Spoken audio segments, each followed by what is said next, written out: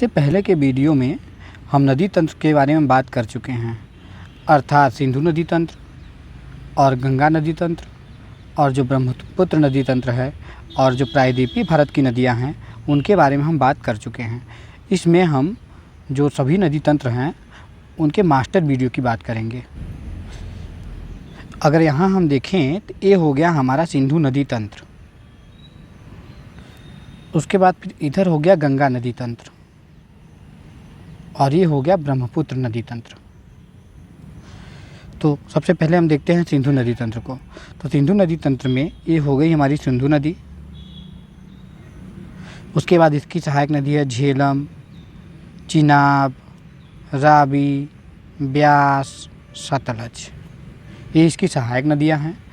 अब आगे हम बात करें तो ये हो गई हमारी गंगा नदी जो मुख्य नदी है। उसके बाद इसकी सहायक नदी, सबसे बड़ी सहायक नदी है यमुना नदी जो प्रयागराज में मिलती है।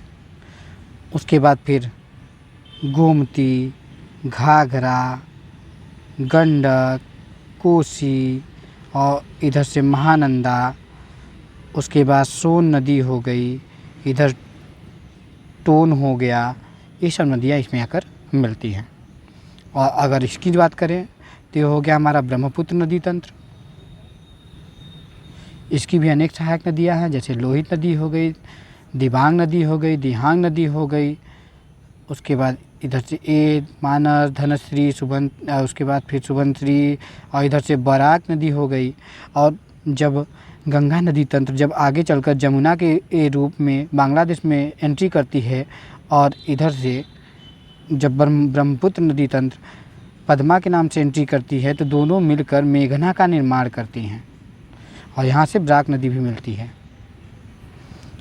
अब आगे हम अगर देखें प्रायद्वीपीय भारत की नदियों की, तो प्रायद्वीपीय भारत की नदियाँ दो प्रकार से हैं।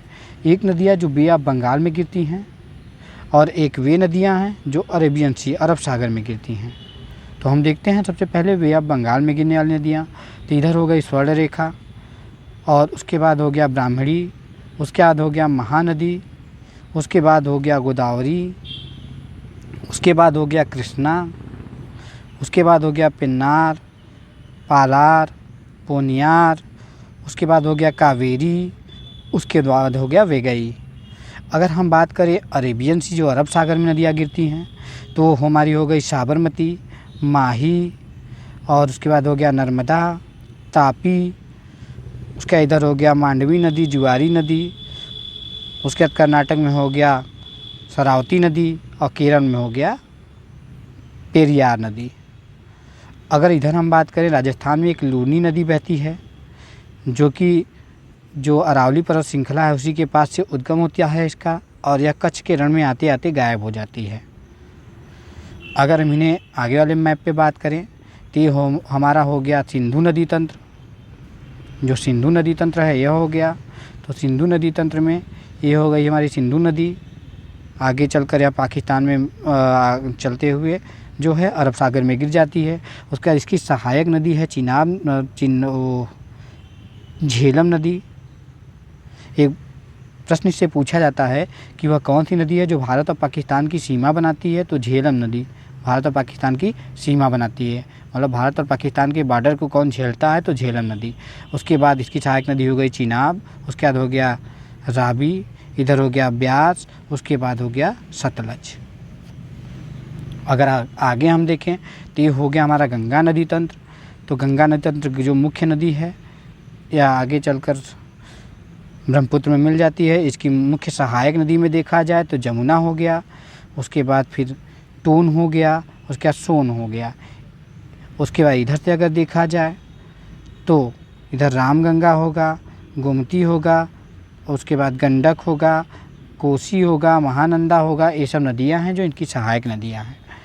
अगर हम ब्रह्मपुत्र नदी तंत्र की बात करें तो यह भी मानसरोवर झील के पास से निकलती है और आगे जाकर अरुणाचल प्रदेश से एंट्री कर जाती है और असम से होते हुए बांग्लादेश में एंट्री कर जाती है और यहाँ पे पद्मा के नाम से एंट्री करती है और मेघना के नाम से जब दोनों नदियाँ आपस में मिलती हैं, गंगा और ब्रह्मपुत्र नदी, तो दोनों मिलकर मेघना का निर्माण करती हैं। यहाँ से बराक नदी भी आती है, जो बराक नदी भी मिल जाती है।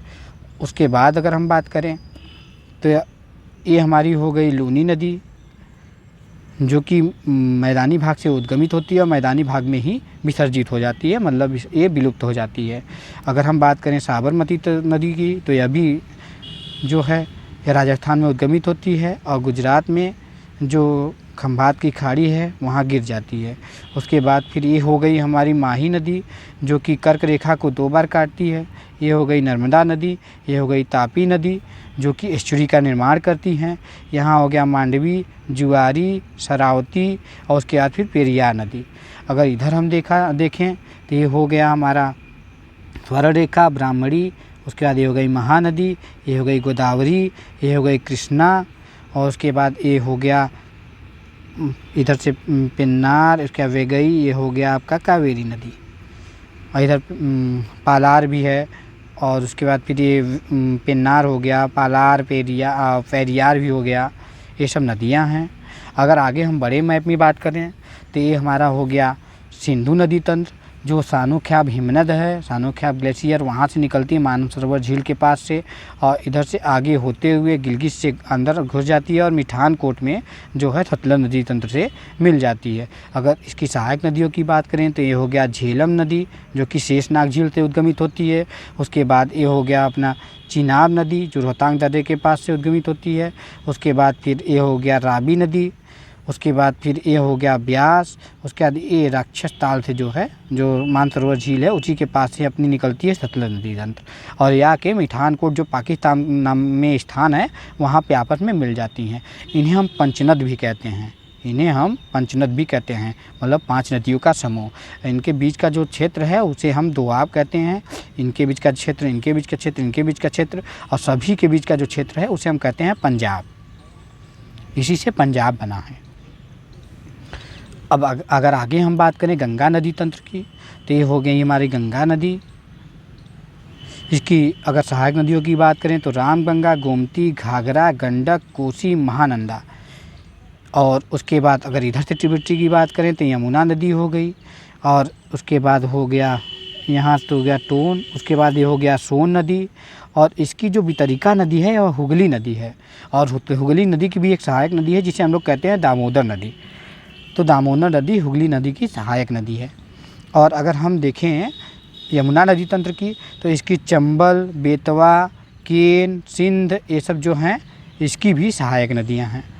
अब आगे हम अगर अब देखें तो ये हमारा हो गया यारलुंग जंगपो या यारलुंग सांगपो नदी जिसे कहते हैं या फिर कहते हैं ब्रह्मपुत्र नदी तंत्र और या दिहांग भी इसे कहते हैं।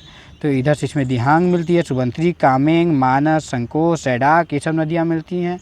और इधर से देखें तो दिबांग, लोहित, धनश्री और इधर हो गया बराक, ये सब नदियाँ आपस में, जिससे हम बराक को सुरमा नाम से जानते हैं बांग्लादेश में, ये नदियाँ आपस में आके मिलती हैं और मेघना का निर्माण करती हैं। अगर हम प्रायद्वीपीय नदी तंत्र की बात करें तो प्रायद्वीपीय नदी तंत्र जो है इसमें दामोदर नदी हो गई जो कि हुगली की सहायक नदी है और उसका स्वर्ण रेखा हो गई, ब्राह्मणी हो गई, महानदी हो गई। अगर महानदी की सहायक नदियों की बात करें तो शिवनाथ, महान नदी में ईव नदी हो गया, उसके बाद फिर आगे जो है टेल रिवर हो गया, ये सब इसकी सहायक नदियां हैं।